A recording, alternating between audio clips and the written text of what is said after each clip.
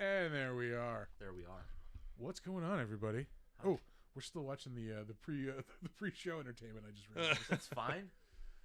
Ghostbusters 2, everybody. Like, Yeah, we were watching what are we Ghostbusters do? 2. You know, like turn that off. Yeah, we're gonna turn that off, and now we're gonna watch King Kong Lives. All right, that's fair. What's up, everybody? It's Saturday night. We have watched a really fucking. I'm so mixed. Yeah, I have yeah. such mixed feelings. This started out really fucking good. I'm into this. I don't know why I'm into this. I remember this being shitty, and then like halfway through the movie, I'm like, oh yeah, I remember why. Nothing happens. It bookends well. Yeah. The end is awesome too, where he's fighting the army and shit. Yeah. But the middle is a whole lot of boring shit. King Kong fighting boozed up rednecks, not nearly as interesting as King Kong rampaging through New York City. No, it's not. Yeah. It's just a different vibe. Like I said, like in our chat earlier today, I was like, I have feelings about this movie. I have opinions. Yeah. And we get the recap from the 70s King Kong in the beginning. Yeah, which I appreciate. Yeah. Because I didn't realize that this was a direct sequel to that movie until I saw that. Yeah. You know what? I'm gonna go out on a limb here right now and say, I dug the movie. I liked it. I did. My rating changed like dramatically. I think from the beginning to the end. Yeah. Not that I'm getting to the rating yet, but I'm saying, explaining my thought process, because like I was really, really into this for like the first maybe like 30, 45 minutes. Yeah. And then like I said, that's where it starts to really kind of become a snooze fest. Yeah. They really had some problems. You need more than just the two giant apes. Like, they can't just be rampaging through like an empty countryside with nothing happening. Like, right. And then like the army showing up every now and again, and like even when the army does show up, like we get kind of cheated out of like a big fight scene. It's shitty army.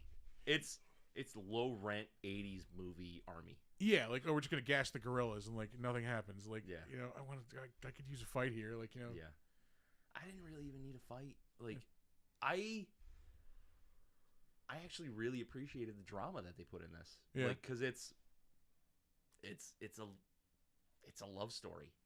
You know what I mean? Like, if you break it down, you're not going in for your typical, rampaging monster, which I kind of thought I was going to get, but I didn't. And it was a surprise, like how much of the human drama and the ape love story that we get, and like how much it actually appealed to me. Like I was really digging that part of the movie. The problem is that there's so much stuff like pushing them together and then tearing them apart, pushing them together, tearing them apart. Yeah. Like, I don't need that much. Like, you could have cut a good 20 minutes out of this movie of just straight what was the overall nonsense. Yeah, I mean $1.45. Like, yeah, it's not terrible. Yeah, it's like I didn't feel like oh my god, this is going on forever. But like in the middle, I was like, this has really slowed down. Yeah, I remember like being like, all right, like this has got to be like almost over, and then realizing like there's over an hour left in the movie. Like, fuck. Yeah, no, I was digging the whole ride, but a main problem is that it's like the problem with this movie is the same problem that I have describing like a band like Tiger Army, right? So they're too emo to be a psychobilly band, and they're too psychobilly to be an emo band, right? So this is too well put together and dramatic to be a schlock movie, but it's too schlocky to be a well organized drama. Yeah, like it's just like it's not finding the right balance. Yeah, I can see that. Like, you have really cool like intense moments, and then you've got really stupid humor on top of it, and the stupid humor is really one of the downfalls of this thing. Yeah, I could do without that. Like, I don't need humor in this movie. Yeah, I mean, like a little bit, like when they're getting together and they're like, like when what they call their Lady Kong, right? When she's like cleaning his knee, where he's got that wound on his knee, and he reaches over and grabs her ass, like that's cheeky and fun, and that like that's okay. Like, yeah, I like that, but some of the other stuff was just like stupid and unnecessary. Yeah. Yeah, like I like the thing that really like the drunk rednecks, like when they've got him trapped. Yeah. Like come on, really? Like, are they that stupid? Like, of course he's gonna get out. Like, yeah. Like that was such a nod. Like the beginning of that part was such a nod to fucking Night of the Living Dead. Yeah, I can see that. Yeah, for sure. Although I did appreciate a drunken redneck flipping off a government official. Like that's near and dear to my heart. But I liked the scene where, even though, like, again, it doesn't have the same effect of him, like, tearing through New York City, the scene where, like, he comes upon, like, they both come upon, like, the family reunion, and, like, everybody's freaking the fuck out, and, like, all these boats are going everywhere, and, like, cars are taking off, like, that was pretty cool. I like that scene. Yeah, where the guy drives a dirt bike between his legs and all that. Yeah. That's the fun that I'm looking to have in this. I don't need just like the over the top like ridiculousness of the rednecks. Yeah. I'm sorry, NASCAR Americans. Can't say the hard R word. Yeah.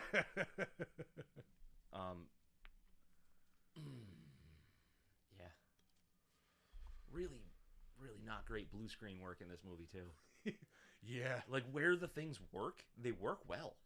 I will say some of the actual physical, like the giant arms, looked better than they did in the first movie. I think. Yeah. They move a lot quicker. Like that scene. They worked. Yeah. The scene in the beginning where the one dude Mitchell is being chased through the jungle by Lady Kong, and like she's reaching after him, and it looks really cool. Like, yeah. Yeah, it's just it's shitty that like it's gonna be coming up in a second here. It's shitty that like where it is blue screen, it's just so obvious. Yeah. Like. Yeah, like the giant monkeys don't look good. And then I even think in the scene after he escapes from being in the rock slide where he's chasing after the two other rednecks who got away. Yeah. Like you can tell that like the one guy runs through and then like it's kind of almost like a forced perspective type of thing where it's supposed to be like Kong coming after him, but it's just a guy in a gorilla suit, like not even like superimposed. Like it's just the same thing. It's just there. Yeah. And then like another one was where when he catches that guy. Yeah. And then you see him lean in and fight. Like conceptually, it's awesome, but like it just looks it just looks like the physical hand moving up to a TV screen basically. Pretty much. They're just like, well, crop that here. Yeah. I liked the scene where he's eating the alligators, like he's just boom, like lining them up, like but it was so obviously a guy holding a baby alligator or crocodile or whatever the fuck it was. Same with the snake too, where he has like the giant like, boa, so you can tell it's a baby snake. Yeah, like points for trying, but also the actual Kong outfits and masks looked better in the 70s. Yeah. See, this is this looks awesome. Yeah, that was great. But like the faces in this emote better than the one in the 70s, but the one in the 70s was a better looking face. After he fucking eats the dude, like the Kong face does like every emotion in about 10 seconds. Yeah, and then I gotta dig the thing out of my teeth. It's the hat. It's the hat. Like again, I don't need that. Like that's stupid. Like you're taking the seriousness out of what he just did. Yeah. Throwing it away. Yeah. Like so then when you have the Linda Hamilton character going, oh my god, now he's killed somebody, they're gonna kill him now. Yeah. Like you're trying to put more drama back on top of that thing after you just joked about it. Yeah, you just undercut it with that stupid hat thing. Yeah. Right. So it's just so inconsistent, and I think that's really my main issue. Like I disagree with a lot of the reviews that this gets, like because it got shit on. I will say it's got a 3.9 on IMDb. And I don't know if I'm looking at it as a fan of monster movies, and like that's like skewing my interpretation of this. Mm-hmm. Also, I wasn't around to see this in when the 86. Yeah, I remember like one. Is this rated R? No, it's PG-13. Yeah, my fucking parents wouldn't take me to see this. God damn it. Yeah. Because this came out when I was like in the second grade or maybe the first grade. So like. Right. At that age, like a fucking King Kong movie, like that's a fucking social event. Like, yeah. And I didn't see this, I think, until This might be the first time I've ever seen it the full, like all the way through. Yeah. But I have seen like bits and pieces over the years. I remember watching a good chunk of it on Monster Vision once, like way back in the day. Yeah. This was the first for me. Like, as I'm not overly versed in the King Kong movies. Yeah. I know Godzilla much more than I do like the King Kong. I've seen movies. the original, and then maybe something else down the line. Well, we talked about doing King Kong Escapes tonight. We ended up doing King Kong Lives, and like that's another one I've never seen either. King Kong Escapes. Yeah, it's the one with Mecha Kong. Is that a Toho movie? Oh, I'm pretty sure. Yeah. Usually, if you put "it's got mecha" and blah blah blah, it's probably Toho. Oh, Dave, what's going on, man? Oh, Dave's here. Yeah, you stopped by last night too. Thank you. Dave's the man. Do you ever watch this, like the charity stuff that Dave does? I haven't watched the charity. I'll turn into the stream every now and again. But yeah. No, Dave's awesome. Yeah. But anyway, thanks for coming by. Dave's man. a St. Jude's warrior. All right. Yeah. Back to this. It just I don't know. It felt disappointing because I like I said I got so into it at first, and then just like in the middle, I'm like, checking my phone. I'm like setting up the video and stuff for Monday. Like I would be remiss if I didn't say I tuned out for a couple of minutes in the middle because it stretches and it gets a little boring because it's repetitive. Like the middle of this movie is just so samey. Yeah, I could have just used one more like set piece action sequence or something. Just give me something like. But I think they were trying to go more of a dramatic approach to this, and for the most part, for me, it works. But then we get into the old thing that I've been bitching about the entire movie. It's just like it's too schlocky where it doesn't need to be. Yeah. And then they just repeat themes. I also feel like the gorillas are like a little small in this movie too. They seem maybe they're like 30 feet tall. Like they're not that big. Well, this is pretty much scale. No, you know what? They might be a little smaller than the 70s version. I mean, like, they just fit her in a fucking plane. I mean, granted, it's one of those giant, like, like army cargo planes, but like I mean, think about in Godzilla vs. Kong, he's the same size as Godzilla, like, Yeah, but they've been scaling them up for years. Yeah, I think normally Kong is like 100 feet tall. Maybe I might be wrong about that. Something like that. Yeah. Yeah. So I feel like they're not that big in this movie. Yeah. Yeah, I don't know if that's just like they couldn't get the scale right when they were trying to do like the forced perspective or whatever. But yeah, I gotta say I do like some of the miniatures that they worked into this. Like when you see Kong coming down that hill with the little foresty patches on the side. Yeah, like it jumps good. Down. Yeah, it looked good. I really did like the fight at the end too, where he's like picking up the tanks and stuff, and he's just getting all shot up. Fucking that was really cool. Yeah, the like I said, the stuff that looks good looks really good. The movie is called King Kong Lives. Spoiler, does not. Well, he does in continuation. In spirit, yeah. No, because he was supposed to have died in the 70s version. So now he's alive. He had time with a fake heart. Knock up a Lady Kong and spit out a kid, and now he's out. It also jumps around timeline a little too crazily in this too, because it's like, oh, he's been here for months, or she's been here for months. Yeah. Like, oh, when were you gonna tell me that? Yeah. Just now? Because I was gonna say, like, did they have that baby after a week? Yeah.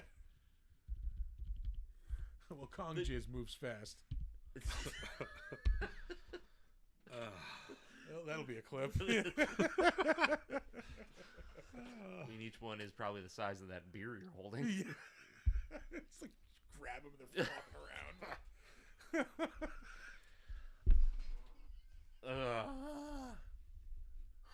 Fucking mud skipper. We may have had this conversation once, like not on a podcast.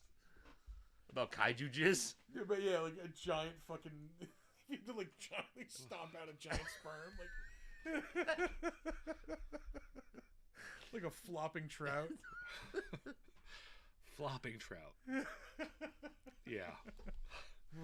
Well, and there's the bottom of the barrel. No, it's not. No, it's not. I'm sorry, folks. I'm sorry. No, he's not. No, he's not. Okay, so again to go to the schlocky bullshit in this. So when they're doing the blood transfusion, we just saw it. The comically large, normal blood bag that they put for like blood transfusions. Why do I need a blown up version of a normal one? Like, just have it be like a fucking barrel or something. Like, yeah. it doesn't need to be a comically large blood bag. You also don't need to cut into them with a fucking demo saw.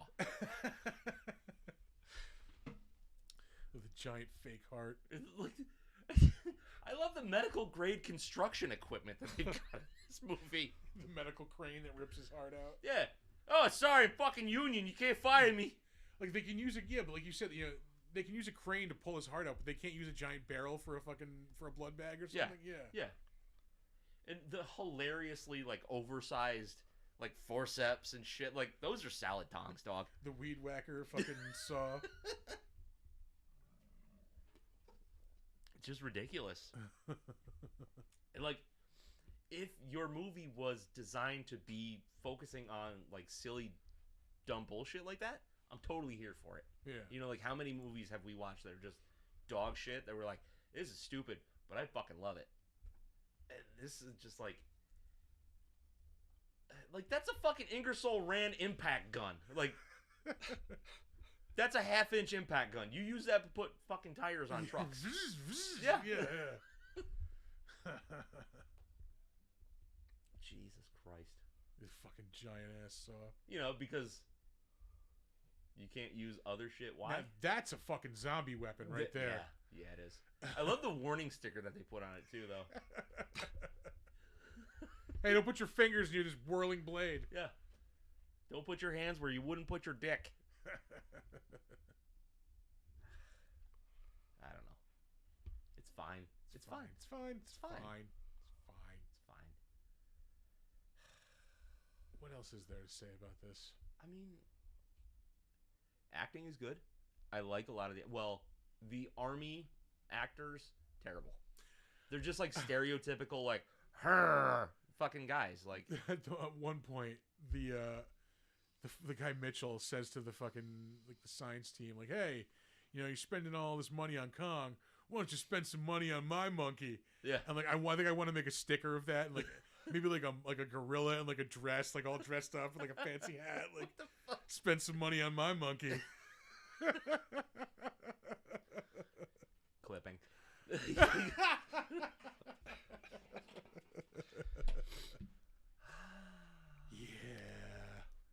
God damn it. Spend some money on my monkey. Sounds like something out of Shaft. Let's turn this around. I didn't mean that. I meant your fucking delivery. The delivery, not the content. Sure, Nick. Sure. Article coming out next week. That article. God damn it, they got us. Fuck.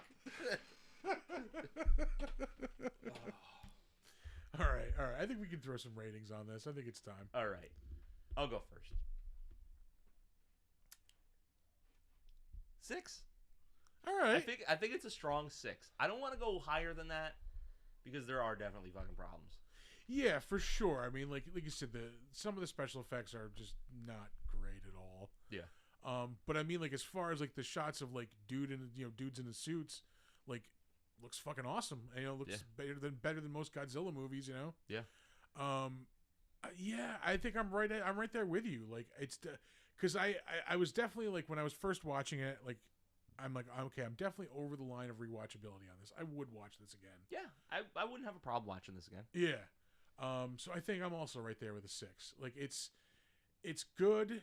It's got a lot of good things going for it, but that middle is just so dry. Like I just needed something else in there. Yeah. I will say, like the scene where Kong is like running from the army and like he jumps into the river and like fucking they all think he's dead because he smashes his head on the fucking rock. Like, yeah. That was a pretty cool sequence. Like, yeah, the whole back half of this movie is good. It's just, yeah, they lose it right in the middle. Yeah, right in the middle. I also would have loved to see this giant heart crush like 3 scientists. They're trapped in his chest cavity. Yeah. Fucking. Now he's smart too. Yeah. Dr. Kong. Dr. Kong, Oh, DDS. dude, that's gonna be the companion to Cowboy Godzilla, Dr. Kong. Cowboyzilla and Dr. Kong. You heard it here first. Oh my god. Holy Amazing. shit. He'd be like a Christoph Waltz, like Wild West dentist. Like.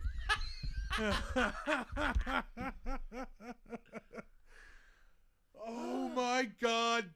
You heard it here, folks. Trademark Dr. Kong. DDS. Dr. Kong Medicine Woman.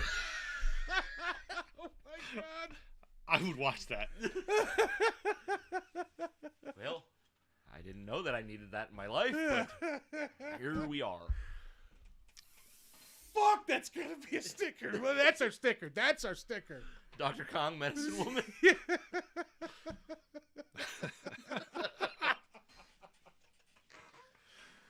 Oh. Did you ever once think, like, and I know this is a long shot, I wish we weren't so dumb. No, because then we wouldn't be this hilarious. It's true. Yeah. True. I like being easily entertained. Absolutely. Oh, fuck. Yep.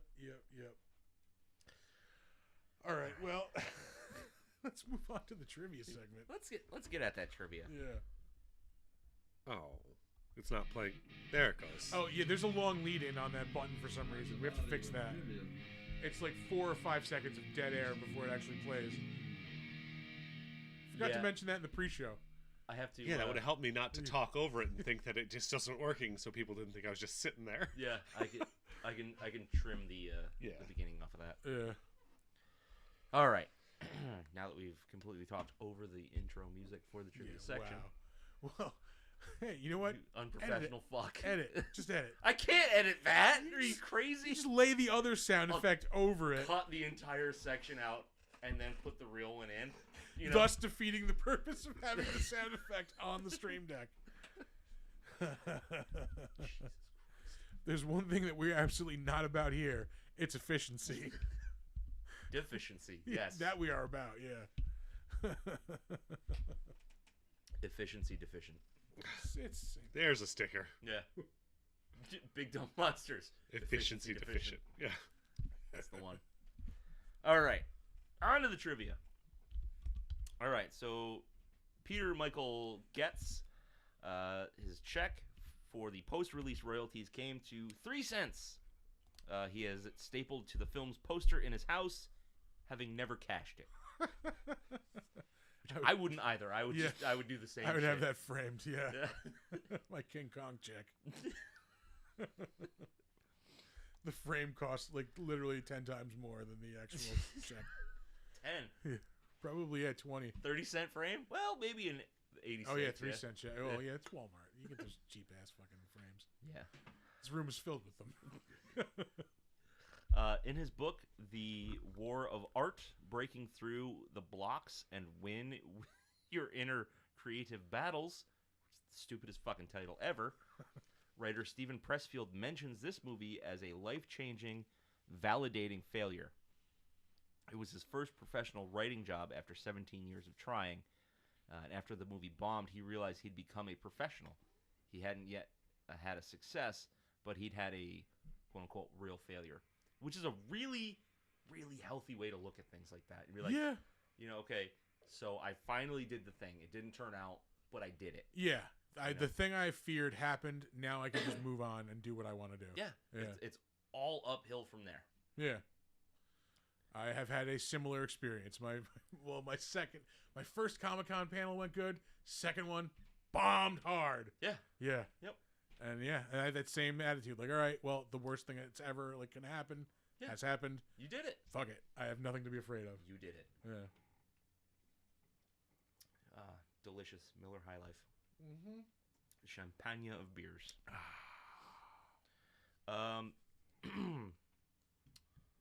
Linda Hamilton accepted her role in the film because she saw how the previous film had skyrocketed the career of Jessica Lange.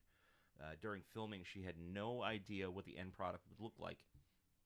She was acting against blue screens or giant ape hands. She was absolutely horrified when she saw the final product, which was universally blasted by reviewers and audiences alike.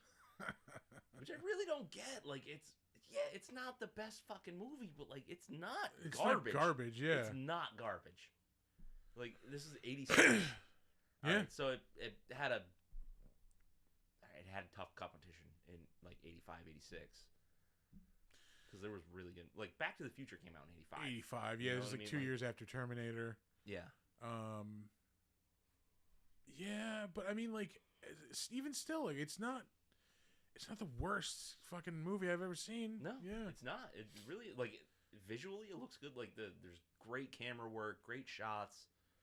You know, like, unfortunate blue screen work, and yeah, you know, some shoddy effects. But like, where it's good, it's good. I think maybe just that middle dryness is what fucking think it is, yeah. kills general and then, audiences. Like, the cheesy stereotype army. Yeah. Like, that was like the same army as like the Stuff had. Or like the army chasing the Hulk in comics, basically. Like, yeah. Like, the leader is always hanging off the side of a tank with a cigar in his mouth. Yeah, like, an older guy with a big mustache. Like, yeah. No shit. Peter Weller was offered a part, but opted to play the title role in RoboCop instead. Good move, Pete. Great move. Yeah. Fucking stellar move. Now, if they could have just put RoboCop in this movie. Yeah. RoboKong. Yeah. Like, we're using RoboCop technology to fix the Kong heart, like, to make the artificial Kong heart. And like the OCP wants to control Kong to fucking use him to police fucking Delta City. Yeah.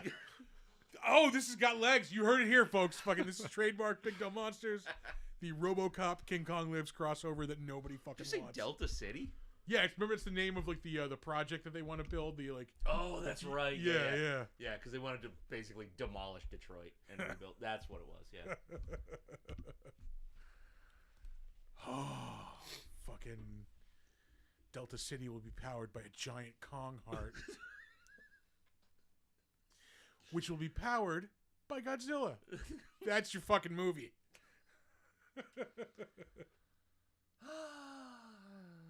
I wish I didn't want that. Yeah. Like, I really, really wish I didn't want that. It's up to RoboCop to stop them both. Fucking Christ. Oh, you broke Nick. Yeah. I broke the bank is what I did, right? That's gonna be a $1 billion movie. I'm calling it right now. Ground floor. Yeah. Endgame be damned. All right. In the scene where people are celebrating the success of Kong's heart operation, directly after the operation scene, there's a person carrying a sign that reads, "You Kong, me Faye," a reference to Fay Ray, the actress in the original King Kong, 1933. There were a lot of like sexy Kong like signs in that scene. Like, yeah. There was one that was like, it was basically like, wanna fuck later Kong. Like it was that like fucking. I swear it's not too big. Yeah. Well, they are basically gorillas, and gorillas have the smallest body size to penis ratio of mammals. All right. Yeah. That's why they're so angry. That I would assume. Yeah. That shit'll make you climb some buildings. So you thought we were just going to give you movie trivia? No, this is science, folks. Yeah. Dick trivia. Trivia. Gross. Let's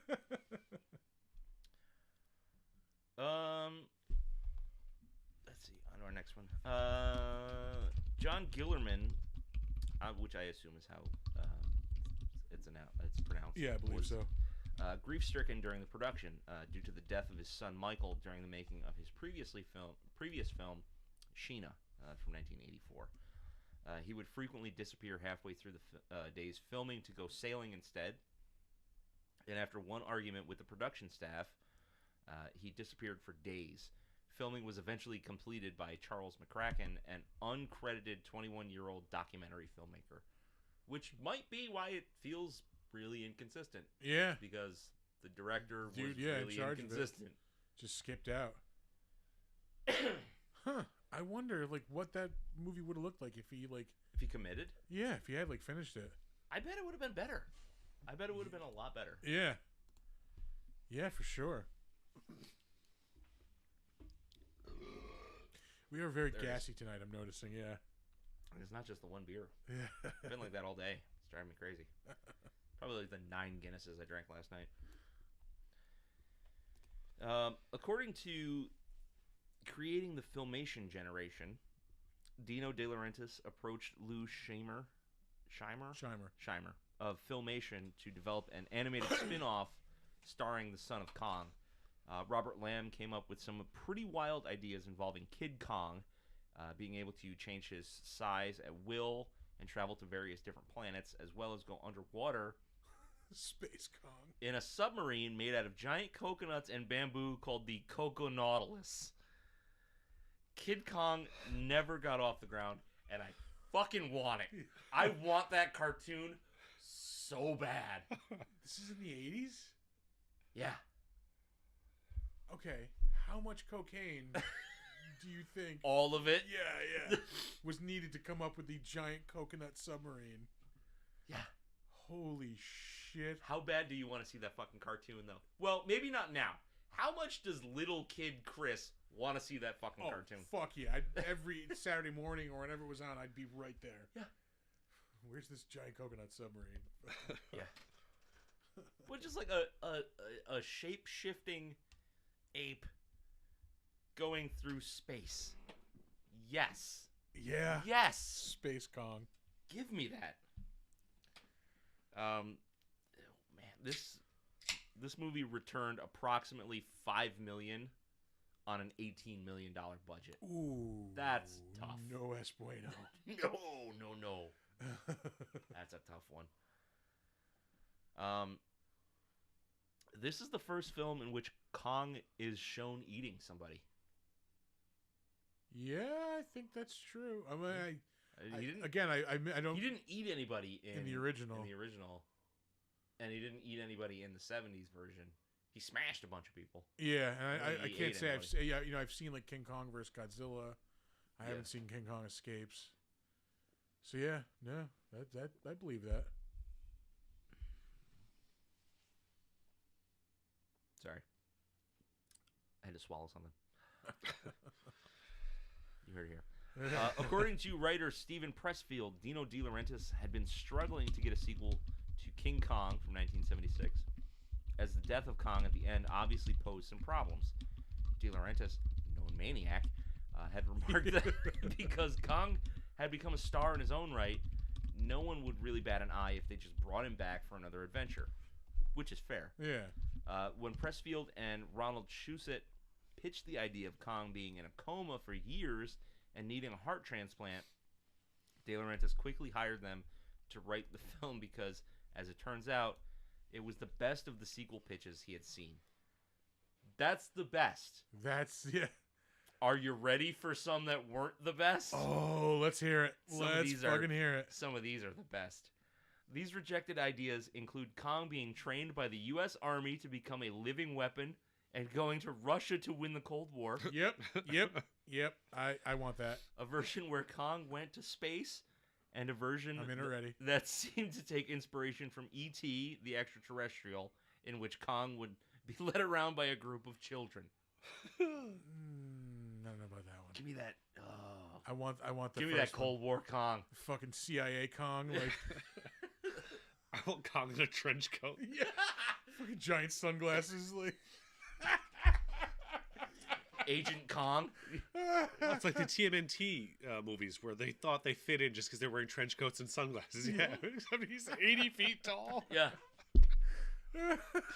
Agent Kong. We are coming up with all kinds of like Kong variations. It's gold. Yeah. Gold. Jeff Bridges and Jessica Lange were asked to reprise their roles as Jack Prescott and Dwan, but both declined. Smartly. Yeah. Good call. And this is an unfortunate piece of trivia here. This apparently boasts a 0% rating on Rotten Tomatoes. Really? Yeah, but I don't put any stock into what is rated on Rotten Tomatoes. I mean, critic-wise, I can understand a 0, but like fan-wise, I don't see it getting a 0. Yeah. Fuck them all. Fuck them. Fuck them. All right, we will move on to the better known as.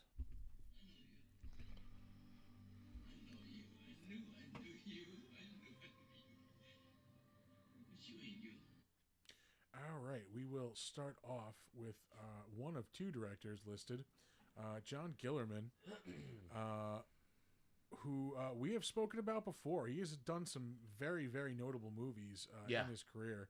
Really, really good shit. Yeah. We won't go too deep into it, but I mean, this is one of his final movies. This was 1986. Before that, we mentioned Sheena, Queen of the Jungle.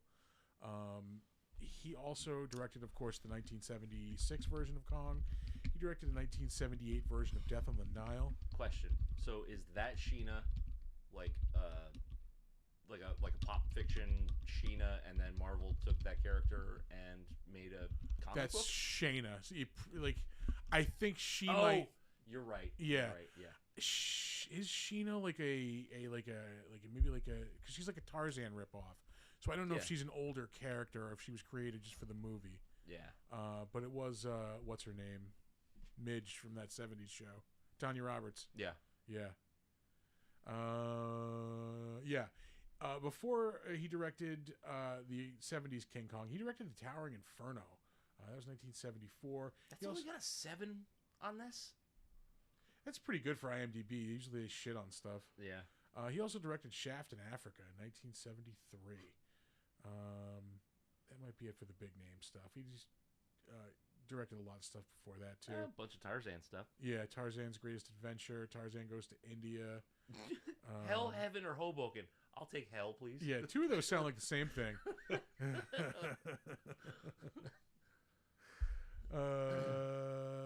Miss Robin Hood, 1952. Here's to you, Mrs. Robin Hood. Yeah. Yeah, like the song, yeah.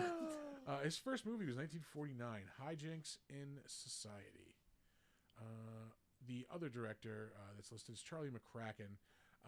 This is it. This is what he did. Oh. This is the movie he directed. Nothing else. He is listed as additional crew on Lost Tapes, a 2009 TV series. Yeah. They were falling ass backwards into like directing a movie. Anyway, Brian Kerwin is up next. He was Mitchell in this movie. He has been in some stuff. Even as of recently as 2021, he was in Law and Order SVU. Yeah. Madam Secretary, The Nick, Blue Bloods, Elementary. So he's all over like CBS. It looks like Old people TV. Old people dig this dude a lot. Yeah. And Monk. Polygamists. He was in Big Love in 2007. Monk, yeah. Desperate Housewives, Nip Tuck. Old dudes love this guy. Grey's Anatomy, Boston Legal, The West Wing. Jesus. This dude's all over primetime TV throughout like the 90s and 2000s. It looks like, even up through the 80s. We'll get there. He was in Jack in 1996 with Robin Williams. That was a depressing fucking movie. Yeah, I've never seen it, but I know the like. Oh, really? Yeah. God damn. He was in 4 episodes of Roseanne. Gary Hall. Was he the guy that marries fucking? What's her name? Gary? Wasn't he the one that Dan knocked the shit out of? Yeah. Because he was beating Jackie? Yeah. Yeah, I think you're right. He's in an episode of Tales from the Crypt. Let's see. This one was Judy, You're Not Yourself Today. Ooh, early episode, too. Yeah. A housewife stressed out by her husband's reckless behavior welcomes an elderly cosmetics saleswoman into her home, only to discover the old hag has another more devious motive. Don't remember that one. I know I've seen it. Yeah, I had to have seen it, but I just don't remember it. Carol Kane, Frances Bay, who was Adam Sandler's grandmother in fucking Happy Gilmore. Oh, Frances Bay? Yeah. She's a treat. I will get you a warm glass of Shut the Hell Up. Let's see. He was in Saint Elsewhere for 2 episodes. That was before King Kong Lives. But Oh shit! In 1984, he was in Highway to Murder, Heaven! She Oh shit! Murder She Wrote.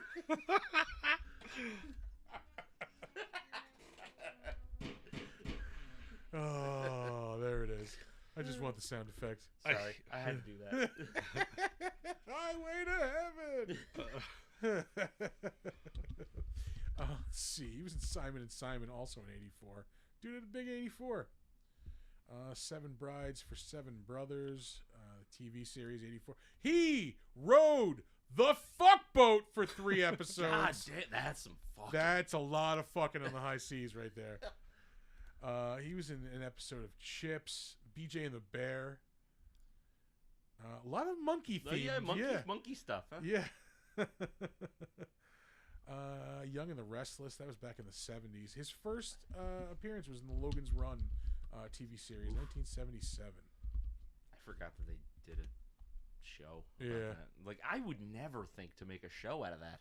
Yeah. It's like the movie is long enough. Yeah.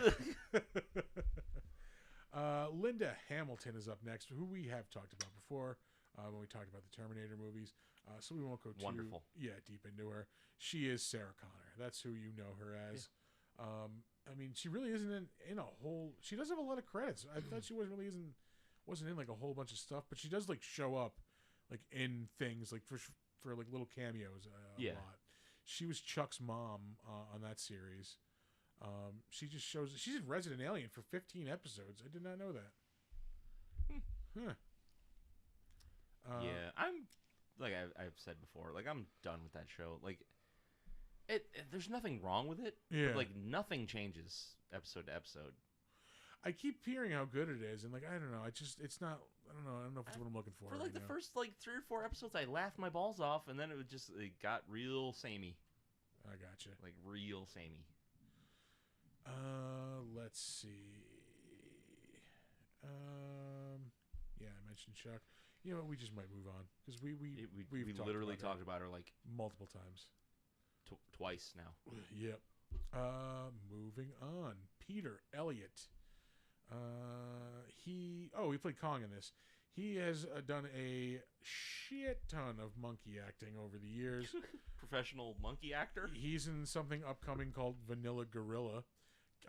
I'll give you one guess at what he's playing in Vanilla Gorilla. He was in Lucy the Human Chimp in 2021, Year of the Monkey 2018. He did a voice in a Planet of the Apes video game in 2017. So he's even voice acting apes, for Christ's sake. This dude's got a real like hard on for monkeys. Yeah. He was fucking weird, dog. I'm not gonna lie. It's fucking weird. Like, I said he's old school Andy Serkis. Like Andy Serkis is a known monkey actor, but he also does shitloads of other stuff. He was real acting too. Yeah. You can actually see his face in stuff.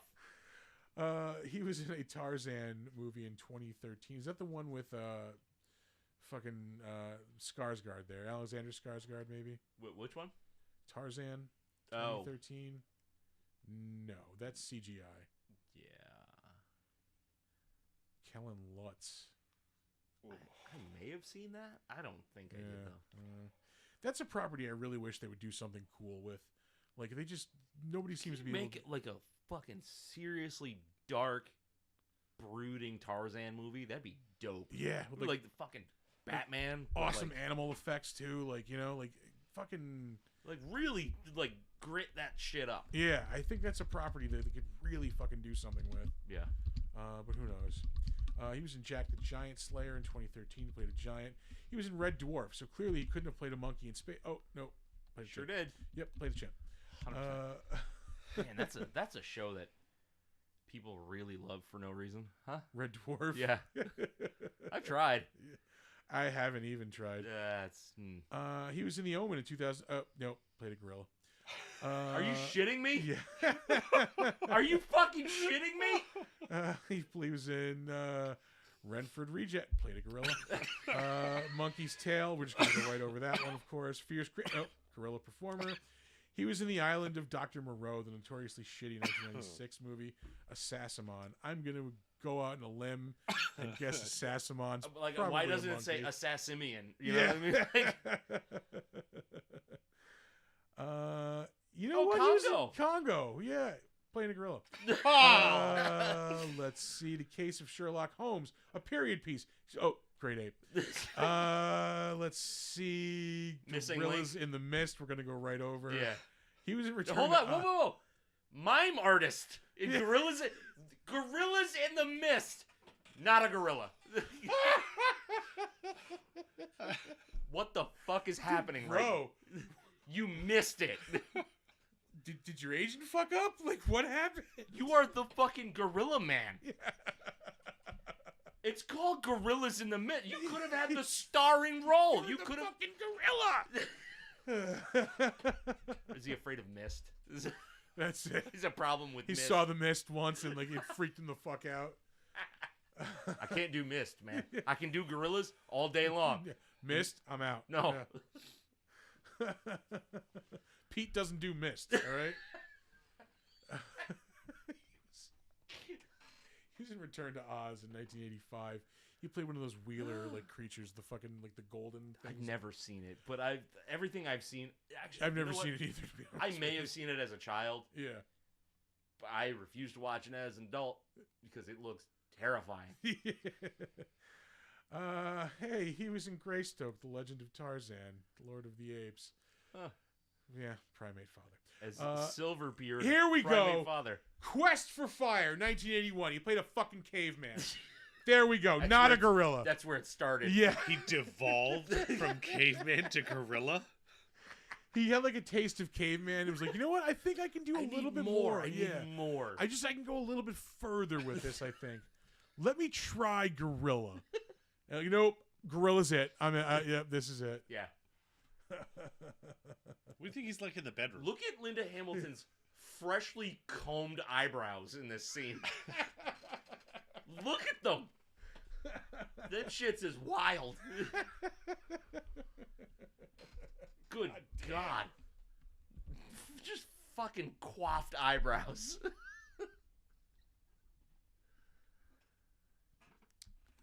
Hoo-ha. All right. Not detracting from anything, though. Moving right along, up next, George Antoni also played a gorilla in this movie. He played Lady Kong. He has mostly been playing human parts, though, unlike his counterpart, Pete. Yes. He has been in a lot of stuff that we don't know. Some stuff that we do, like, 100% know, though. He was in Swept Away, the 2002 Guy Ritchie movie with Madonna that is, like, notoriously Woof. one of the worst movies ever made. The movie version of Fine, shut up. Yeah. Here's your fucking movie. Leave me alone. That's what it should have been called. Yeah. He was in that movie Quills with Jeffrey Rush in 2000. I think it was about the Marquis de Sade. Is that No. That's a TV series. TV series of Lock, Stock, and Two Smoking Barrels. Oh, no.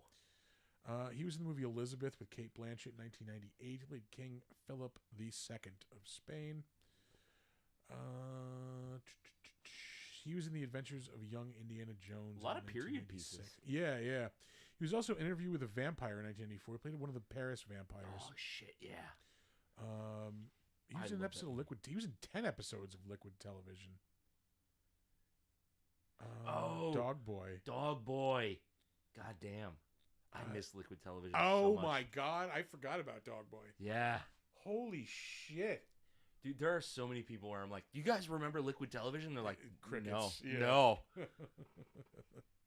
That show is part of the reason I am as fucking weird as I am. Yeah, yeah. No, I was 100%. 1992, so I was 13 when that came out. So yeah, like right in my fucking wheelhouse. Yeah, bro, I was 7. Yeah. That was like, they would show that and Beavis and Butthead. Yeah. Like, yeah, it was like back a to back. block. Yeah. Yeah. And of course, that's where Aeon Flux came from. Yep. Was that? Oh man. Oh, MTV had the best fucking cartoons because like they had Beavis and Butthead, which was cultural fucking icon. Yeah. Liquid Television, which just like was the weirdest shit you could possibly get on television. The Head. Yeah, it was MTV Oddities. They had the Head and the Max. The Max, yeah. Yeah. And they would show Ren and Stimpy too. Also, like they would show Ren and Stimpy, and Yeah. and they would do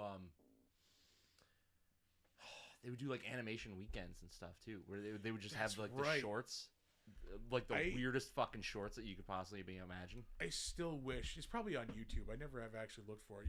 I wish you could find and watch the MTV half-hour comedy hour, because I watched that like religiously every night when I was a kid. Yeah. Like doing my homework, I would watch MTV. They would show it for an hour. They would show 2 episodes back to back. Yeah. And like so many fucking legendary comedians were on that fucking show. Like, because it was like, the early mid 90s. Yeah. So it's in the heart of like the alt comedy scene. So you have like all those big names on there. Yeah, like right before they broke. Yeah. Yeah. I like that is one of like the foundations of like my comedy education was that fucking show. Yeah. You watch that and you watch like Lounge Lizards. Yeah. On Comedy Central. Yeah, like short attention span theater, like shit like that. Yeah. Back when MTV and Comedy Central actually like did the thing they were supposed to do, like show music videos and comedians. Yeah. Not just TV shows and reruns of TV Although we shows. are talking about MTV and their animation and comedy. Fuck it. Fuck you. Fuck you. Fuck you. Fuck you. Yeah. It wasn't reality television, okay? Look, Alternative Nation came on after fucking half-hour comedy hour. I'll right? take 120 minutes. Thank you. That was before Kennedy was a right-wing fucking Fox personality. Up next, John Ashton was in this movie. He was the stereotypical general. This dude has been all over movies for years. He's probably most known as Detective Taggart from the Beverly Hills Cop movies. He is somehow still alive and going to be in the new Beverly Hills Cop movie. Jesus Christ. Yeah. I don't know that I want a new Beverly Hills Cop movie. I don't know. I am always willing to give Eddie Murphy another chance. Yes, like, but I'm not always willing to give Hollywood a chance. That's true.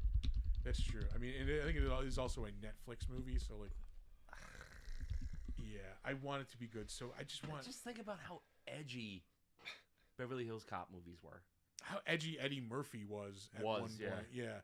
And then like just whatever happened to him, like I don't know. I mean, his stand up, like granted, there's some stuff that has not aged fantastically. Well, yeah. But I mean, like for the most part, I fucking can still. I watch Raw probably once a year. Yeah. Like What are you doing with all that gun? Yeah. Gus, your wife tore down my stairs. I think it's from Delirium. Bitch fell on the stairs for 30 minutes. Why, Danny, I'll punch you in the mouth, Eddie. You ever get your ass kicked in a twisted suit, Eddie? I eat a whole Etch-a-Sketch. We had to eat the Monopoly. Yeah. I just wish he would have like done stand up, like continued doing stand up more. Like he was one of the greatest fucking. Yeah. He's making that Hollywood money. Yeah. And he could never go back to it either because fucking he would have to work out material. Yeah. And at this point, like, how's he gonna do that? Exactly. He can't quietly go on stage somewhere and like try material out. Yep. So it's a fucking shame. It just fucking sucks. Like we missed out on like a great talent. I feel like. Yeah. But I mean, he's done some great movies. I'll give him that much. Credit. Like. Oh, he's done a ton of great movies. Yeah. Like, yeah. Like nothing ever really is gonna like push him back into that greatness. Fufu, introducing my new wife.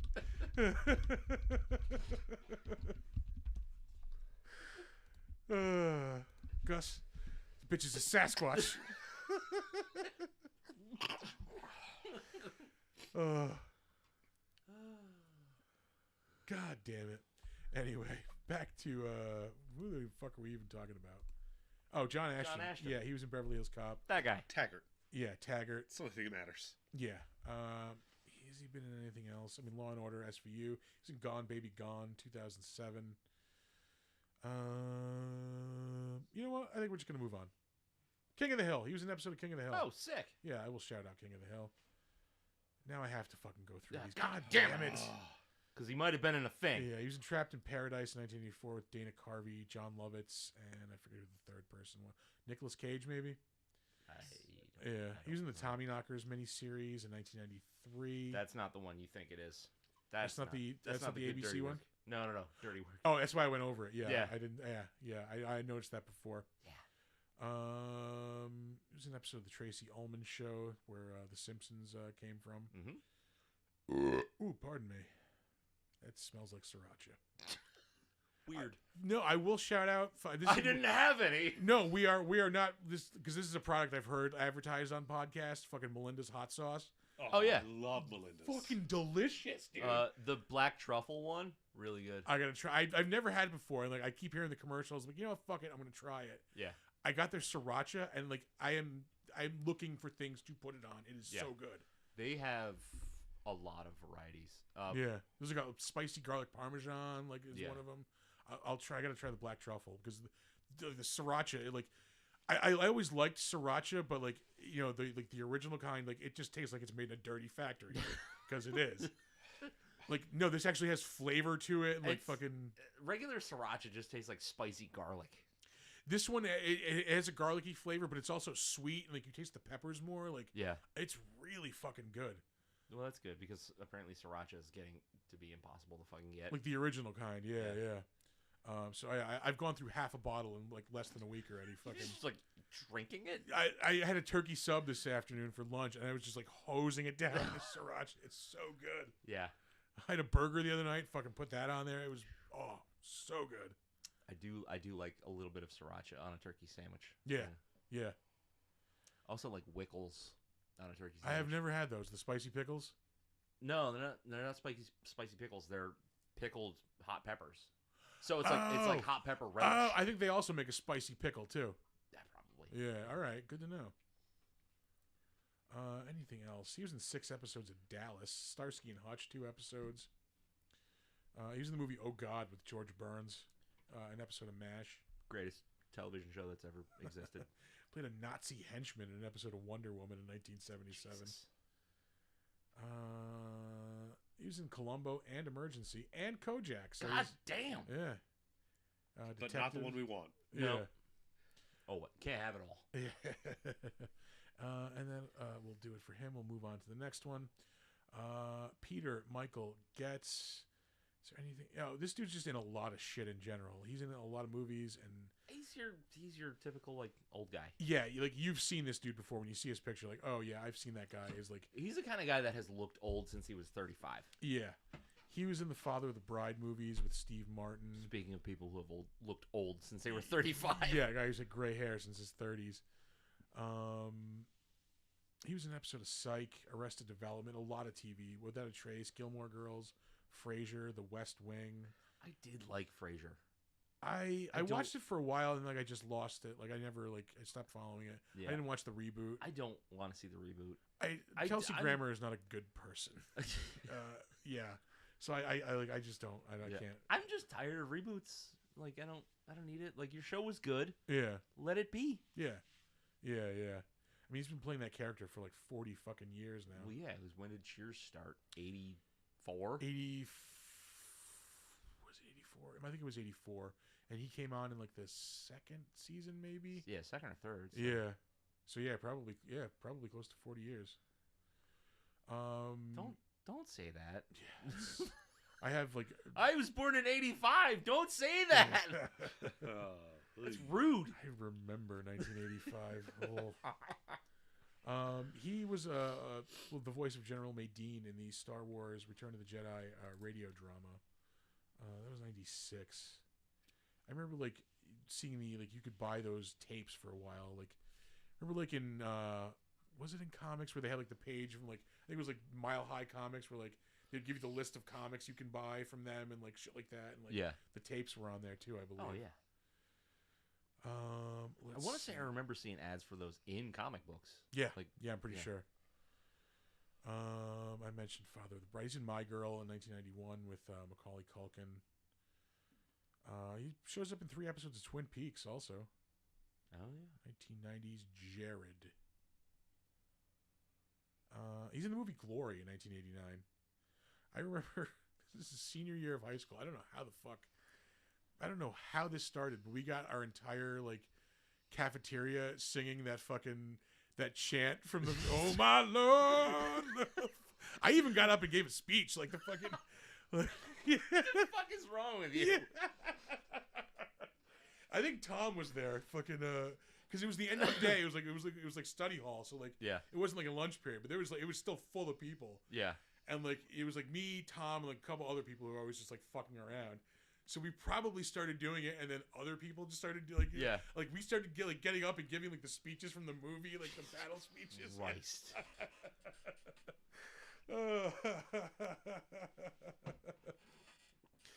Who was in that? It was Matthew Broderick, right? Matthew Broderick, Morgan Freeman, Denzel Yeah. Washington, Yeah. Cary Elwes. Oh, Cary Elwes was in that? Yeah, he's like the second in command. I haven't seen it in so fucking long. Yeah, it's a really good movie. We're gonna move on. Are we? Yeah. Okay. Because there's no murder she wrote in this dude's credits. So yeah. Fuck him. Last up is, come on, Mike Starr. This is another dude. I who's thought that was him. Yeah, like I've seen that guy in a lot of movies. I mean, most notably, he's the hitman in Dumb and Dumber. Yeah. Yeah. he's like the film distributor in Ed Wood too. So we talked about him before, probably. Yeah. But he's been in a lot of good movies. 250 acting credits to his name. He's still in things coming out. I want to say he played a lot of like mobsters too. Yeah. Oh yeah, yeah. Because he looks like a He looks like a thug. henchman. Yeah. Desert Dick. 2022. Itchy. He's in an episode of Shameless in 2020. Ray Donovan. God damn you, IMDb. Yes, damn you indeed. Let's see. We'll get to some big name stuff. Billions. Bad Santa 2. Bones. I don't think I saw Bad Santa 2. Like, 1 was enough. Yeah, I loved it. But, like, I don't want them to, like... Yeah, I probably saw it when it first came out, and maybe that was about it. Yeah. Elementary shows up in an episode of CSI Original Flavor. Young and the Restless, 30 episodes. Children's Hospital, he's in an episode of Law and Order SVU. Oh, Kill the Irishman. Kill the Irishman. Oh. I know that name. I don't like... Oh, it was good. Yeah? Yeah. Danny Green, a tough Irish thug working for mobsters in Clinton. All right. Yeah. Ray Stevenson? Fuck yeah, I'm Yeah. in. Vincent D'Onofrio, Christopher Walken. Yeah. Look, that movie is good as shit, dude. I'll save that for the crapshoot. Never mind. I have a D'Onofrio related thing. That's weird. Not really. It'll make sense when I mention it. So, I assume it's about Daredevil. We'll get there. Twilight Zone radio dramas. That was 8 years. I didn't even know that it was a thing. But he's in 13 episodes of Holy that as a shit. podcast. Yeah. He shows up in an episode of The Office. Black Dynamite he's in. The Black Dahlia. Jesse Stone. Those are like another like old people CBS movies with Tom Selleck. Yeah. Those are novels, weren't they? I believe so, yeah. Yeah. CSI New York, House, NCIS. He is in Fight Club, the game, and I believe the movie, too. I think he's Lou. Yeah. You don't know where I've been, Lou? He's in Jersey Girl 2004. Gross. Knockaround Guys. Summer of Sam he's in, 1999. That was a good movie, but not the movie I thought I was going to be getting. Yeah, yeah. I don't know. Spike Lee is weird. Yeah, I heard I know he's a giant asshole. I know 100%. Yeah, I know somebody who worked for him, yeah. He is in Snake Eyes with Nicolas Cage, 1996. That was not a good movie. No. The Pretender, Home Improvement he shows up in. We're still like been scrolling forever, and like there's still like I know there's bigger stuff coming. He's in the James and the Giant Peach movie from 1996. It's the one Tim Burton directed, I believe, or maybe produced. I think produced. Yeah, he was in Clockers, another Spike Lee movie in 1995. That was a good book, Clockers. Yeah? Yeah, I read that. Did Peter make me read that in college? Might have been. I met the author, though. He signed my copy of the book. Oh, no shit. Yeah. Shows up in Frasier also. And, of course, we mentioned Dumb and Dumber, Ed Wood. Blown Away. That's Baby's Day Out. Oh my God, Baby's Day Out. It's basically like That's a Looney wild Tune- fucking movie. Yeah, basically like a Looney Tunes movie with Yeah. like a live action movie with a baby like going through like construction sites and fucking With two like hitmen or mobsters chasing the baby. Yeah. What was it like? Because the baby came from like a well-to-do family or something like that, and those guys kidnapped the baby and they were gonna ransom him. I think so or something. And then like he that. escapes, and they're chasing him down through the whole fucking movie. Yeah, that is a weird movie. And speaking of weird movies, he's in Cabin Boy in 1994, which is a weird fucking movie. These pipes are clean. On Deadly Ground. Yeah. Fucking Steven A. Seagal classic On Deadly Ground in 1994. I almost went over that by accident. Oh man, fucking Cabin Boy. Chris Mad Elliott's Dog a and fucking weirdo. Yeah. Mad Dog and Glory with Bill Murray and Uma Thurman. He's in Free Jack in 1992 with I almost watched that the other night. no shit. Yeah, Emilio fucking Estevez and Mick Jagger. Yeah. Billy Bathgate, Miller's Crossing. He's in Goodfellas. He's Frenchie in Goodfellas. That's Yeah. right. He's one of the guys he's the guy who works at the airport, like for the Lufthansa heist. Born on the 4th of July. He's in a lot of Kojak fucking. That's a dramatic fucking movie. Yeah. Born on the 4th of July. Yeah. Like that'll make you feel some things. Yeah. He was in Uncle Buck in 1989. Fucking classic. Rest in motherfucking peace. Rest in power, son. Yeah. He was in Lean on Me in 1989. Excuse me. Holy shit. They used to call me Crazy Joe. Now they call me Batman. There's another movie we quoted a lot in high school. You smoke crack, don't you? It's a really weird movie to keep quoting. Well, I mean, it's quotable. yeah. Don't get me wrong. But you walk past him and you go, did he just quote Lean on Me? Yeah. He's in Funny Farm with Chevy Chase in 1988. Who's That Girl with Madonna in 1987. Who is that girl? Crime Story 1987. I always mention that because it was an awesome show when I was a kid. The Money Pit with Tom Hanks and Shelley Long 1986. That's a good fucking movie. I have not seen that in a long time. He is Oh my in fucking God. The Last Dragon in 1985. I forgot he's in that movie. It's been far too fucking long since I've seen that movie. God damn. Yeah. Can you show me some moves? Makes me want to eat popcorn with chopsticks. That's right. That'll do it for the Better Known As segment of the show. We Crapshoot. move on to the crapshoot. There we go.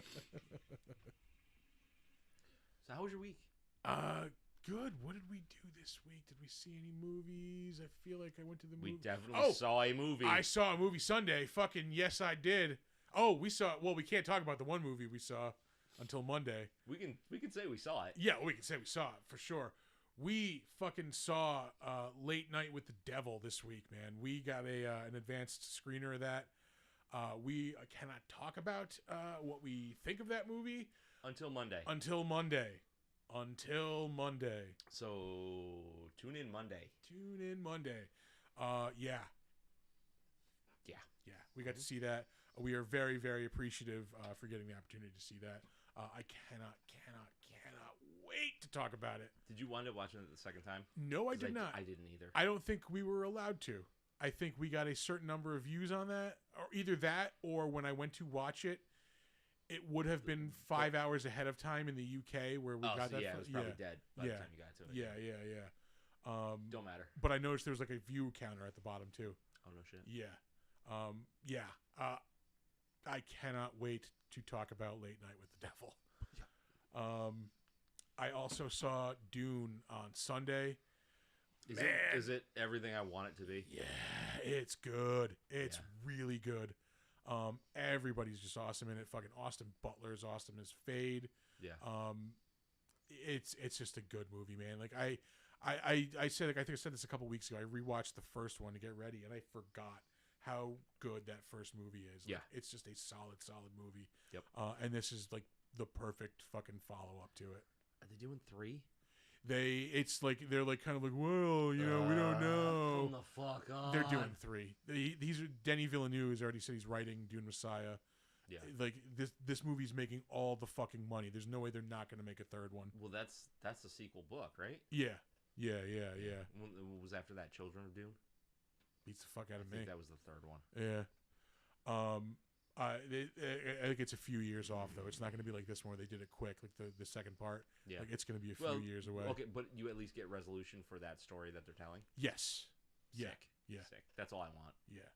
People have to realize like sometimes you can do it in 2 movies. Yeah. I'm trying not to be spoilery, but like it is not the resolution. I think well, if you're familiar with the books, then it's what you're expecting probably. Yeah. But I don't know the books enough to be able to say like it's exactly like the books. Yeah. The books are hard to read. Yeah, that's what I understand. Yeah, and it's not for lack of want, but it's by lack of ability to keep track of so much shit. Yeah. And the crazy like names for everything that they've got going on, so like you just wind up getting lost in the lingo. Yeah. But fucking visually, like there are just some stunning fucking things in this movie. Like there's a giant battle sequence. Trying not to get too spoilery, but like you've seen it in the previews where the fucking Fremen show up on the sandworms, like and they're just destroying fucking everything. Like yeah, it's really cool. I really want to see that movie. I just love Dune. So like for me, it started with the sci-fi TV miniseries. Yo, yeah. I physically cannot count how many times I've watched that. Like I have the DVD copy. Yeah. After I watched it like a million times when they showed it on Sci-Fi Channel. Mm-hmm. Is it available to watch anywhere? That I don't know. Because now I kind of want to watch it. Is it just like the first book, or is it like several of the books? Or? No, I think it's just the first book. All right. Yeah. I can dig out my copy and lend it to you. No, you don't have to worry about it. I don't want to watch it that bad. No, like it's to put a disc in a player. It's one of those. Yeah, well, yeah, that too. Fucking, I don't think I have anything that plays a disc at this point. Maybe your PlayStation's digital. No, maybe it plays DVDs. I don't know. Fucking should. I know it plays Blu-rays. If it plays Blu-rays and doesn't play DVDs, that's fucking weird. Yeah, that's true. Anyway. I want to say it was available to watch on something streaming. I don't remember what. Maybe Tubi. Tubi's probably your hookup. 21st century. It's available somewhere. Yeah. Yar. But yeah, I watched the dog shit out of that, and then I tried to read the book like 2 times. Yeah. And I just couldn't do it. But the lore is so good. Yeah, I same thing. I can't get. I couldn't get into the books. I don't think, but the movies I'm all here for. Yeah, both of those movies are so good, and I even kind of like the original. I used to watch the original one a lot when I was younger. I watched it. Didn't do much for me. I didn't understand it. Like I just liked the fact that there was these cool giant worms. Yeah, and like visually, it's stunner. It's fucking fucking David Lynch does weird shit that's awesome to look at. Yeah, it's kind of his thing. But yeah, no, that I really dug the second part of that. Oh, also, I'm pretty sure that redneck is somebody we also know. Oh yeah, with I noticed long that. Hair? Yeah, he's fuck. I know. I saw that too, and I forgot to look him up when I was going through this shit. You know what? We can just do it now. I'm pretty sure if he's the guy I'm thinking of, he's fucking well known. Yeah, I know exactly who you're talking about. I know his face. I don't know his name. He's gonna have a picture though, for sure. Yeah. Keep scrolling. Keep scrolling. What? I'm sorry. I'm not sorry. Leon Rippey. Yeah. Yep, that's him. 100%. Yeah. Yeah, this dude has been in a ton of shit. Let's see. He's fucking Nuttall in fucking Deadwood. Yeah. He's in a fucking shitload of Deadwood. Yeah, The Blacklist, 11/22/63, Under the Dome. He was in Leverage for 5 episodes. 36 episodes of Deadwood. 6 Feet Under. I'm trying to think of like the one thing that everybody fucking knows him for. he's just like he's one of those guys you just know him when you The see him. Patriot. He's a main character in The Patriot. Yeah, the Patriot. He's in 4 episodes of Walker, Texas Ranger. The 13th Floor with friend of the show, Greg Bierko. The Arrival, Stargate, Universal Soldier, Cuffs, Jesus. Young Guns 2, which has been Yeah. on a shitload the past 2 weeks. I've watched like a couple of times. Yeah. Both of them. I've watched both of those movies like in the past couple of weeks. I couldn't tell you how many times I've seen the first one. Yeah.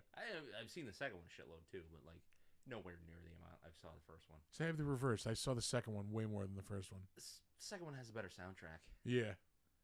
Yeah. He was in that werewolf TV series on Fox. Maximum Overdrive, 1986. Yes. He's in The Color Purple, 1985. Firestarter. Yeah. Yeah, he's just one of those dudes when you see his face, like, oh yeah, that guy. Yeah. I know who that is. You can definitely tell him by like his teeth. He's one of those guys like Yeah. I know those fucking teeth. Yeah, he's got like nasty teeth. Yeah.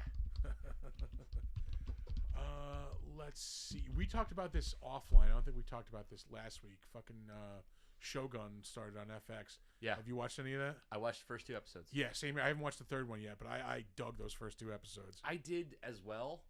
I was hoping for a little more action.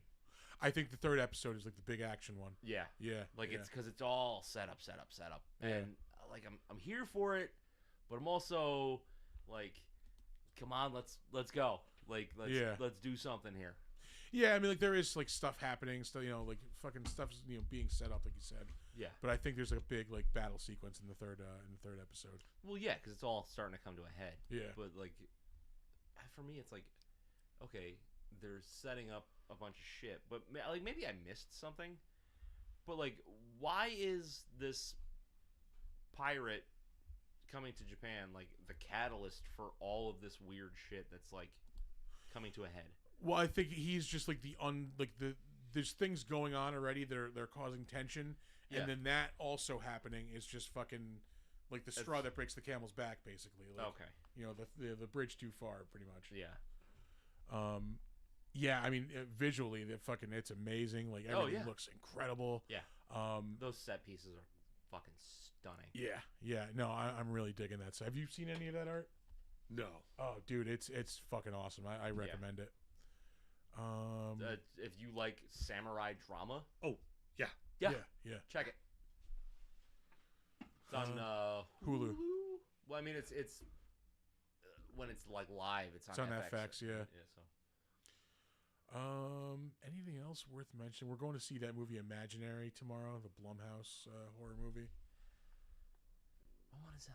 It's the one with the girl like inherits like her stepmom's like teddy bear, and it's like her mom's imaginary friend, and like it starts like doing like crazy shit, like trying to like hurt the girl. Like, Oh, so it's like evil Drop Dead Fred. pretty much, yeah. Yes. Yeah, it's exactly it. Yeah. Menacing Drop Dead Fred. Yeah. Got it. Okay. We're seeing that tomorrow. Yeah, I don't know if there's anything else like really like. I don't know if I watched anything else or good. I started reading another Cliff Nesteroff book. I think I mentioned You're it maybe. like full on hooked, huh? Yeah, this book is I haven't had time to read, and like it's a shame because this one is the most digestible. Yeah. Because the chapters are like, some of them are like 2-3 pages long. They're like quick. Yeah. So it's quick to just I can read a couple of these and like just knock them out. But the stories are really fucking good. It's not just like a history. There are like things about history, like Native American like comedians in the past. But it talks a lot about how like Native American comedians now have to like go through ridiculous lengths just to get stage time. Yeah. Like the book opens with this one comedian talking about how like once or twice a month he has to drive. I think he's in like Oklahoma or Nebraska. He drives like 5 or 6 hours to go to Minneapolis to a comedy open mic to go on stage for 7 minutes and then drive immediately back home because he has to be home in time to like get his kids to school in the morning. That's weird. It sounds weird, but like at the same time, when you know that like what I've said this before. Stage time is like the greatest fucking drug. Like I've heard it before, and it's true. Yeah.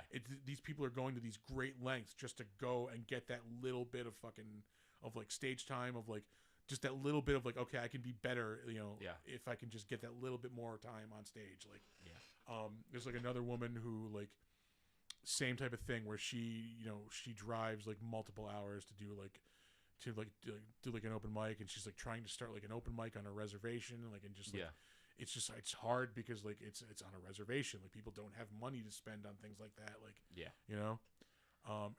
It's called How We Had a Little Real Estate Problem. It's all about like the Native American, like how Native American culture is tied in with like comedy and stuff. Yeah, it's really, really good. I've been playing some video games. I started playing Outlast, which is basically just like you are investigating an asylum, basically, and it's all like you are like just defensive, like you can run and hide and things like that. Like, you can't fight anything. Yeah. And it's all first person, and so you're seeing everything. You can bring up a camcorder and then throw that into like night vision to be able to see some stuff, but then like your batteries will run out of that. So then you'll be just like trapped in the dark or whatever. Pretty fucking intense. Like, I'm not super far into it, but it seems like if I have to pee like really bad and I'm playing this game, I might piss myself. It's that good. Like some of the jumps are that excessive. No shit. Like, yeah. All right. And it's got a really cool mood. And I think like the third game in the series just came out not too long ago. Okay. That's pretty rad. There was something else I started playing this week too. The more I become like self-aware of my behavior, the more I am convinced I have adult onset ADD. Oh yeah, which is like, I can understand that. A fucking bummer. It's not a superpower. Yeah. Oh, like, this is something that should have been treated like decades ago. It's like, oh, this is probably a problem. Like that. I talked about it like fucking a month ago. Yeah. I got that book that was based on the short story that George Romero had started writing. I haven't touched it since. It's sitting right there. No shit. Like, I look at it and go, I'm gonna read that, and then I go fucking walk away and do something else. I have that pile of comics that's just sitting on my desk that I'm going to read. Like, I can't do it now. I don't know why, but yeah. I will read it. I started reading another Bukowski book. Like, there's no shortage of fucking evidence that I love reading Charles Bukowski, right? So, fucking started reading another one. Got about 20 pages in, set it down, walked away from it. Forever, apparently. Yeah. It's really fucking bumming me out to the point where maybe I'll go see a doctor, but that's laughably not true. Because anybody that's known me for more than... When was the last time I saw a doctor that wasn't injury related? When did I start college? Oh, damn. Yeah, so 2003 was the last like checkup that I had. Yeah, it's not good. It's not good. I don't know if that's like no. It's kind of the way I was raised, because we didn't really go to like regular doctor's visits. Yeah. You know, like when we had to get a physical to go to school or do sports or whatever. We would get that. But like, I grew up around people that didn't go to the doctor, and I never went to the doctor, and it's just like the mindset is like, I'm not broken, so I must be fine. Gotta be okay. Yeah. Yep.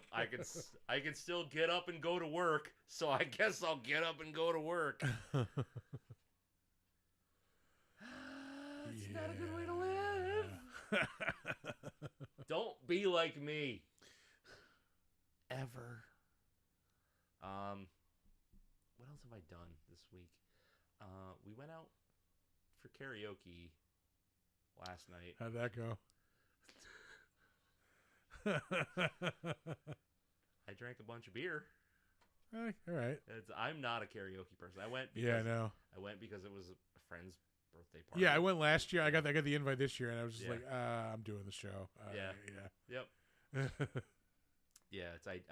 I sent a couple of chats to the show last night. And you got yelled at. Yeah, I got yelled at. It's fine.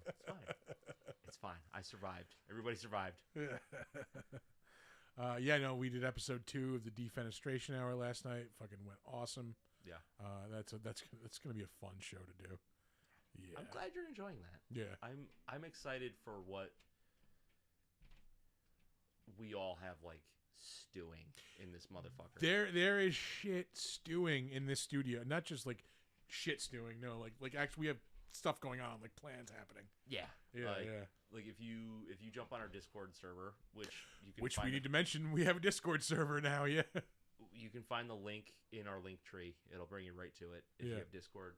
We're trying to turn that into a fun community space. We're getting outside help in doing that from people that are a little more savvy in what people want in a Discord server than we are. We'll eventually figure out how to get the show streaming on the Discord too when we're on. Yeah, that's a thing. We'll figure it out. It's fine. It's fine.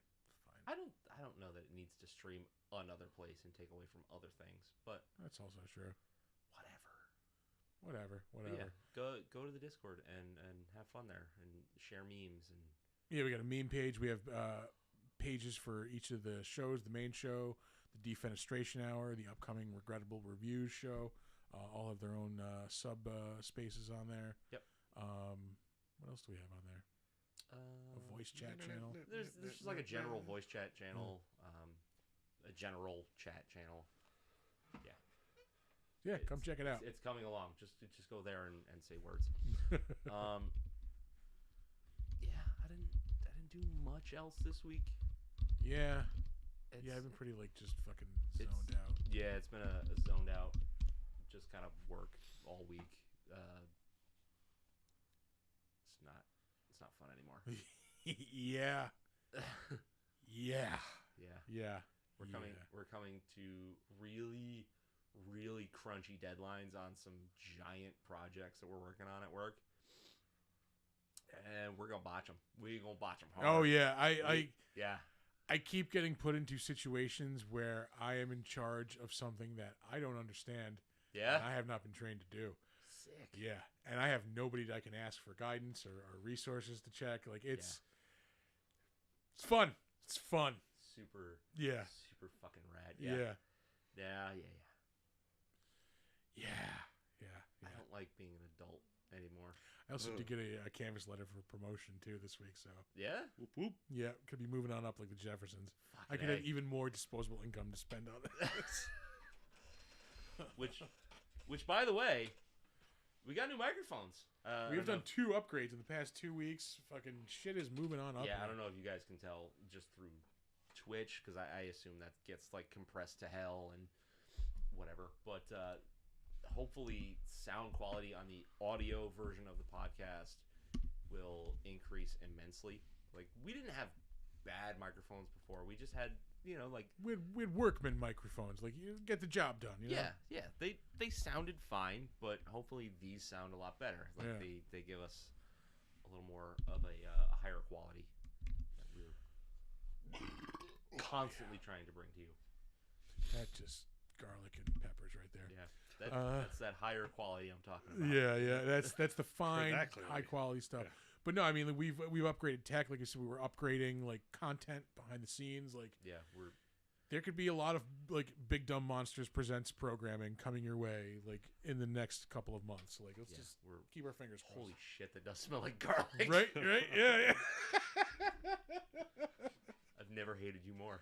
That's the best ad for Melinda's Sriracha you could ever have right there.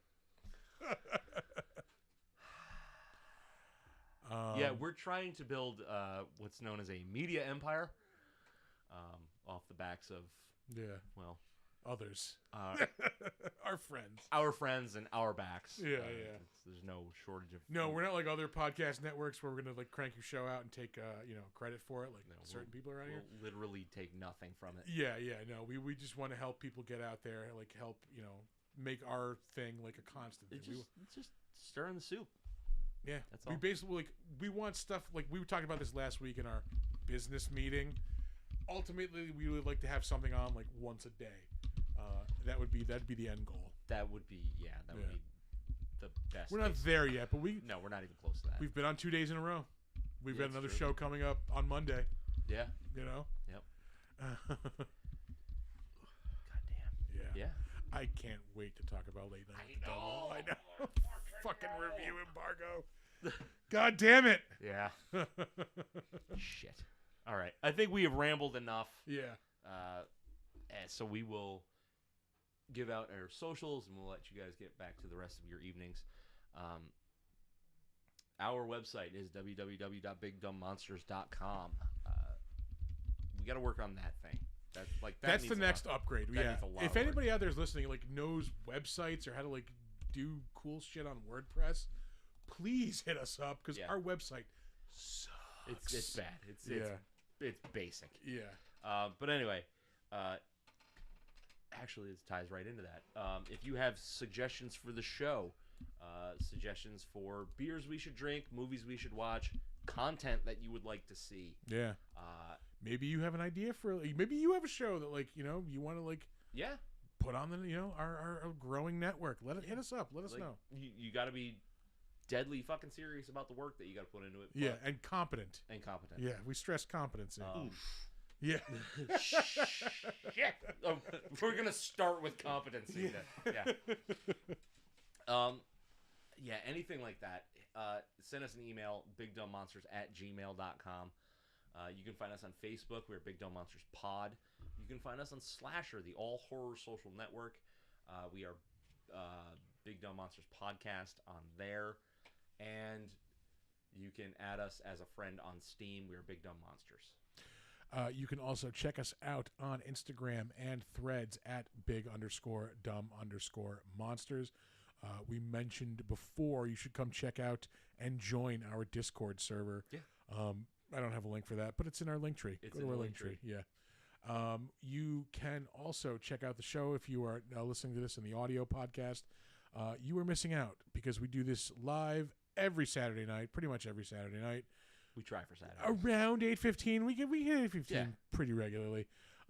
It's fun, good time. Grab some drinks, tune in, have fun. Insult us in the chat. Yeah, throw a movie. Yeah, exactly. Write articles about us. That's what I do. Yeah. It's a party. We like to have fun. Come join the fun. We're on Twitch and YouTube at Big Dumb Monsters. You can check out our merch store at TeePublic. You can search for the Big Dumb Monsters store there. And that is it.